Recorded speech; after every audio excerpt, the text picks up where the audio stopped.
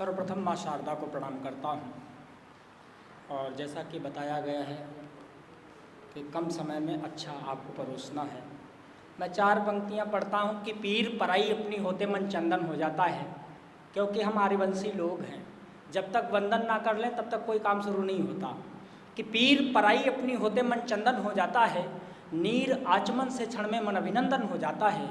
और निस्वार्थ भावना में निकले ये शब्द ही इतने पावन हैं, केवल इनको पढ़ने से माँ का वंदन हो जाता है, केवल इनको पढ़ने से माँ का वंदन हो जाता है। मैं एक गीत से आपको जोड़ना चाहता हूँ। बहुत सारी बातें की गई अभी, चरणजीत भैया ने बहुत बेहतरीन ढंग से कविता के मर्म को समझाया, लेकिन मैं अपने गीत के माध्यम से कहना चाहता हूँ, कवि जब कुछ नहीं करता तब भी बहुत कुछ करता है। मैं विचार में था कि मैं कुछ लिख नहीं पा रहा हूँ, तो मैंने अपनी बात को कहने के लिए एक गीत लिखा, सुनिएगा। कि रोज लिखा करता था लेकिन कल मैं गीत नहीं लिख पाया। जी बिल्कुल सही कर लीजिए। कि रोज लिखा करता था लेकिन कल मैं गीत नहीं लिख पाया। रोज लिखा करता था लेकिन कल मैं गीत नहीं लिख पाया, कल मैं गीत नहीं लिख पाया। बंद समर्पित करता हूँ। कल सिसकी का स्वर सुनते ही गीत हृदय से बोल उठायूं।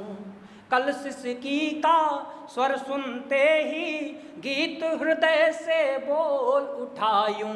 अपनी पीड़ा मुझको दे दो, तुम इतना हो घबराते क्यों, तुम इतना हो घबराते क्यों। सदा दर्प से परे रहेंगे, सदा दर्प से परे रहेंगे, गीत तुम्हारे हरे रहेंगे। मैंने उनसे पूछ लिया फिर ऐसा कैसे हो सकता है, ऐसा कैसे हो सकता है।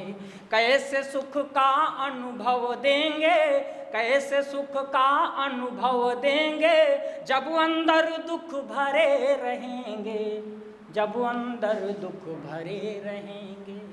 इतना सुनकर रूठ गए फिर, इतना सुनकर रूठ गए सब, गीत न कोई बाहर आया।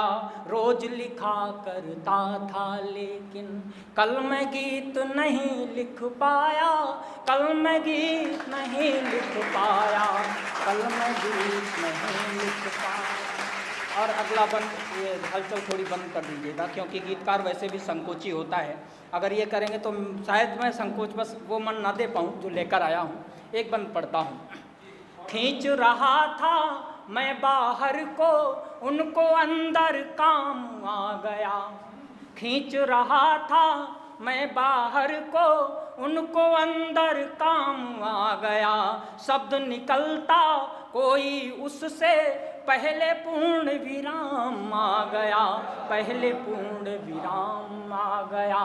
बोले अभी हमें मत छेड़ो, बोले अभी हमें तुम छोड़ो, और हमारा दिल मत तोड़ो। मैंने कहा छुवन से मेरी, क्यों तुम इतना टूट गए हो, क्यों तुम इतना टूट गए हो।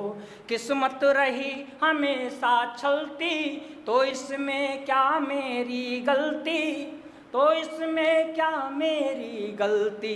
कौन हवा का रुख बदलेगा, कौन हवा का रुख बदलेगा, यह उसने मुझको समझाया।